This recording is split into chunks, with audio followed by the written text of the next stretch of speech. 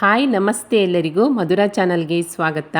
ಇವತ್ತು ನುಗ್ಗೆಕಾಯಿ ಮತ್ತು ಆಲೂಗಡ್ಡೆಯನ್ನು ಬಳಸ್ಕೊಂಡು ಬೇಳೆ ಸಾಂಬಾರನ್ನು ಯಾವ ವಿಧಾನದಲ್ಲಿ ಮಾಡ್ಕೊಳ್ಬೋದು ಅನ್ನೋದನ್ನು ನಿಮ್ಮ ಜೊತೆ ಶೇರ್ ಮಾಡ್ತಾ ಇದ್ದೇನೆ. ಬನ್ನಿ ನೋಡೋಣ ಹೇಗೆ ಮಾಡೋದಂತ. ಈ ಸಾಂಬಾರು ಮಾಡಲಿಕ್ಕೋಸ್ಕರ ನಾನು ಸ್ಟವ್ ಮೇಲೆ ಒಂದು ಪಾತ್ರೆಯನ್ನು ಇಟ್ಕೊಂಡು ಇದಕ್ಕೆ 2 ಟೇಬಲ್ ಸ್ಪೂನ್ ಆಗುವಷ್ಟು ಎಣ್ಣೆಯನ್ನು ಸೇರಿಸ್ಕೊಳ್ತಾ ಇದ್ದೇನೆ. ಎಣ್ಣೆ ಕಾದ ನಂತರ ಸ್ವಲ್ಪ ಸಾಸಿವೆ, ಸ್ವಲ್ಪ ಇಂಗು, ಒಂದು 5ರಿಂದ 6 ಎಸಳಾಗುವಷ್ಟು ಜಜ್ಕೊಂಡಿರುವಂತಹ ಬೆಳ್ಳುಳ್ಳಿ, ಹಾಗೆ ಸ್ವಲ್ಪ ಕರಿಬೇವಿನ ಸೊಪ್ಪು, ಚಿಕ್ಕದಾಗಿ ಹೆಚ್ಕೊಂಡಿರುವಂತಹ ಒಂದು ಅರ್ಧ ಈರುಳ್ಳಿಯನ್ನು ಸೇರಿಸ್ಕೊಂಡು ಒಗ್ಗರಣೆಯನ್ನು ಚೆನ್ನಾಗಿ ಫ್ರೈ ಮಾಡ್ಕೊಳ್ತಾ ಇದ್ದೇನೆ. ಈರುಳ್ಳಿ ಸ್ವಲ್ಪ ಫ್ರೈ ಆಗ್ತಿದ್ದ ಹಾಗೆ ಇದಕ್ಕೆ ನಾನು ಕಟ್ ಮಾಡಿ ಇಟ್ಕೊಂಡಿರುವಂತಹ ಆಲೂಗಡ್ಡೆ ಹಾಗೆ ನುಗ್ಗೆಕಾಯಿಯನ್ನು ಚೆನ್ನಾಗಿ ತೊಳೆದ್ಬಿಟ್ಟು ಒಗ್ಗರಣೆಗೆ ಸೇರಿಸ್ಕೊಳ್ತಾ ಇದ್ದೇನೆ. ನಂತರ ಇದಕ್ಕೆ ರುಚಿಗೆ ತಕ್ಕಷ್ಟು ಉಪ್ಪು, ಹಾಗೆ ಒಂದು 1/4 ಟೇಬಲ್ ಸ್ಪೂನ್ ಆಗುವಷ್ಟು ಅರಿಶಿಣವನ್ನು ಸೇರಿಸ್ಕೊಂಡು ಈ ಆಲೂಗಡ್ಡೆ ಹಾಗೆ ನುಗ್ಗೆಕಾಯಿಯನ್ನು ಒಗ್ಗರಣೆಯ ಜೊತೆಗೆ ಒಂದು 2 ನಿಮಿಷದ ಕಾಲ ಈ ರೀತಿಯಾಗಿ ಚೆನ್ನಾಗಿ ಹುರ್ಕೊಳ್ಳೋದ್ರಿಂದ ಈ ಸಾಂಬಾರು ಟೇಸ್ಟು ತುಂಬಾ ಚೆನ್ನಾಗಾಗುತ್ತೆ. ನೋಡಿ, ಈ ರೀತಿಯಾಗಿ ಒಂದು 2 ನಿಮಿಷದ ಕಾಲ ಚೆನ್ನಾಗಿ ಒಗ್ಗರಣೆಯಲ್ಲಿ ಹುರ್ಕೊಂಡು ನಂತರ ಇದಕ್ಕೆ ನುಗ್ಗೆಕಾಯಿ ಮತ್ತು ಆಲೂಗಡ್ಡೆ ಬೇಯಲಿಕ್ಕೋಸ್ಕರ ಒಂದು 2 ಕಪ್ ಆಗುವಷ್ಟು ನೀರನ್ನು ಸೇರಿಸ್ಕೊಂಡು ಒಮ್ಮೆ ಮಿಕ್ಸ್ ಮಾಡಿಕೊಂಡು ಪ್ಲೇಟನ್ನು ಮುಚ್ಚಿ ಬೇಯಲಿಕ್ಕೆ ಬಿಡ್ತಾ ಇದ್ದೇನೆ. ಇದೆರಡು ಬೇಯುವಷ್ಟರಲ್ಲಿ ನಾವೊಂದು ಮಸಾಲೆಯನ್ನು ರೆಡಿ ಮಾಡ್ಕೊಳ್ಳೋಣ. ಅದಕ್ಕೋಸ್ಕರ ಸ್ಟವ್ ಮೇಲೆ ಒಂದು ಬಾಣಲೆಯನ್ನು ಇಟ್ಕೊಂಡು ಒಂದು 6 ಒಣಮೆಣಸನ್ನು ಸೇರಿಸ್ಕೊಳ್ತಾ ಇದ್ದೇನೆ. ನೀವು ಖಾರ ನೋಡಿಬಿಟ್ಟು ಸೇರಿಸ್ಕೊಳ್ಳಿ. ನಂತರ 1.5 ಟೇಬಲ್ ಸ್ಪೂನ್ ಆಗುವಷ್ಟು ಧನಿಯಾ ಬೀಜ, ಒಂದು ಅರ್ಧ ಟೇಬಲ್ ಸ್ಪೂನ್ ಆಗುವಷ್ಟು ಜೀರಿಗೆ,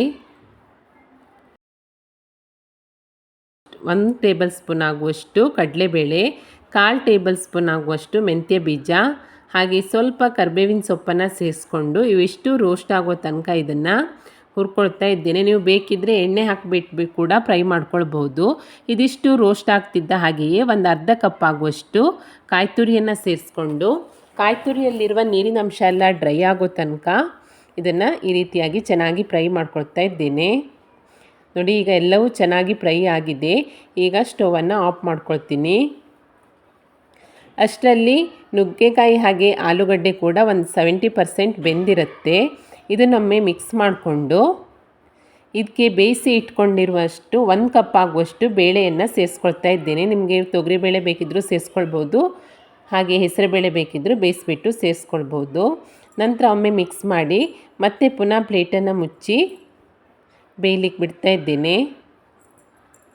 ಅಷ್ಟರಲ್ಲಿ ಹುರಿದಿರುವಂತಹ ಮಸಾಲೆ ಪದಾರ್ಥ ಎಲ್ಲ ತಣ್ಣಗಾಗಿರೋದ್ರಿಂದ ಅದನ್ನ ಮಿಕ್ಸಿ ಪಾತ್ರೆಗೆ ಸೇರಿಸ್ಕೊಂಡು ಒಂದು ಚಿಕ್ಕ ಹುಣಸೆ ಹಣ್ಣು ಹಾಗೆ ಸ್ವಲ್ಪ ನೀರನ್ನು ಸೇರಿಸಿ ನುಣ್ಣಗೆ ರುಬ್ಕೊಳ್ತೀನಿ.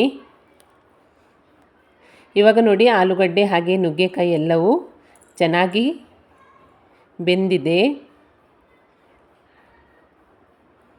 ನೋಡಿ, ನುಗ್ಗೆಕಾಯಿ ಕೂಡ ಚೆನ್ನಾಗಿ ಬೆಂದಿದೆ. ಇವಾಗ ನಾನು ಇದಕ್ಕೆ ರುಬ್ಬಿ ಇಟ್ಕೊಂಡಿರುವಂತಹ ಮಸಾಲೆಯನ್ನು ಸೇರಿಸ್ಕೊಳ್ತಾ ಇದ್ದೇನೆ. ನಂತರ ನಿಮಗೆ ನೀರಿನ ಹದ ನೋಡಿಕೊಂಡು ಎಷ್ಟು ನೀರು ಬೇಕು, ಎಷ್ಟು ತೆಳ್ಳಗೆ ಬೇಕು ಅಷ್ಟು ನೀರನ್ನು ಸೇರಿಸ್ಕೊಳ್ಬೋದು. ನೀರನ್ನು ಸೇರಿಸ್ಕೊಂಡ ನಂತರ ಒಮ್ಮೆ ಮಿಕ್ಸ್ ಮಾಡಿ ಉಪ್ಪನ್ನು ನೋಡ್ಕೊಳ್ಬೇಕು. ಉಪ್ಪು ಕಡಿಮೆ ಅನಿಸಿದರೆ ಸೇರಿಸ್ಕೊಂಡು ಇನ್ನೊಮ್ಮೆ ಮಿಕ್ಸ್ ಮಾಡಿ ಇದಕ್ಕೊಂದು ಪ್ಲೇಟನ್ನು ಮುಚ್ಚಿ ಸಾಂಬಾರು ಚೆನ್ನಾಗಿ ಕುದಿಸ್ಕೊಳ್ಬೇಕು. ಸಾಂಬಾರನ್ನು ನೋಡಿ, ಇವಾಗ ಸಾಂಬಾರು ಚೆನ್ನಾಗಿ ಕುದಿ ಬರ್ತಾ ಇದೆ, ಹಾಗೆ ಘಮ ಘಮ ಅಂತ ಪರಿಮಳ ಕೂಡ ಬರ್ತಾ ಇದೆ. ಈ ನುಗ್ಗೆಕಾಯಿ ಹಾಗೆ ಆಲೂಗಡ್ಡೆನ ಬಳಸ್ಕೊಂಡು ಮಾಡುವಂತಹ ಬೇಳೆ ಸಾರು ತುಂಬಾ ಚೆನ್ನಾಗಿರುತ್ತೆ. ಮುದ್ದೆ ಇರ್ಬೋದು, ಬಿಸಿ ಬಿಸಿ ಅನ್ನ ಜೊತೆ ಇರ್ಬೋದು, ತುಂಬಾ ಸಖತ್ತಾಗಿರುತ್ತೆ. ನೋಡಿ ಎಷ್ಟು ಚೆನ್ನಾಗಾಗಿದೆ ಅಂತ. ಟೇಸ್ಟ್ ಕೂಡ ಅಷ್ಟೇ ಸೂಪರ್ ಆಗಿರುತ್ತೆ. ತುಂಬಾ ಸಿಂಪಲ್ಲಾಗಿ ನುಗ್ಗೆಕಾಯಿ ಹಾಗೆ ಆಲೂಗಡ್ಡೆಯನ್ನು ಬಳಸ್ಕೊಂಡು ಈ ರೀತಿಯಾಗಿ ಬೇಳೆ ಸಾಂಬಾರನ್ನು ಮಾಡ್ಕೊಳ್ಬೋದು. ಖಂಡಿತ ಟ್ರೈ ಮಾಡಿ ನೋಡಿ. ರೆಸಿಪಿ ನಿಮಗೆ ಇಷ್ಟ ಆದಲ್ಲಿ ಲೈಕ್ ಮಾಡಿ, ಶೇರ್ ಮಾಡಿ, ಹಾಗೆ ಕಮೆಂಟ್ ಮಾಡಿ. ಹೊಸದಾಗಿ ನಮ್ಮ ಚಾನಲ್ ನೋಡ್ತಾ ಇದ್ದರೆ ಸಬ್ಸ್ಕ್ರೈಬ್ ಮಾಡ್ಕೊಳ್ಳಿ. ಸಿಗೋಣ ಮುಂದಿನ ರೆಸಿಪಿಯಲ್ಲಿ. Thank you for watching.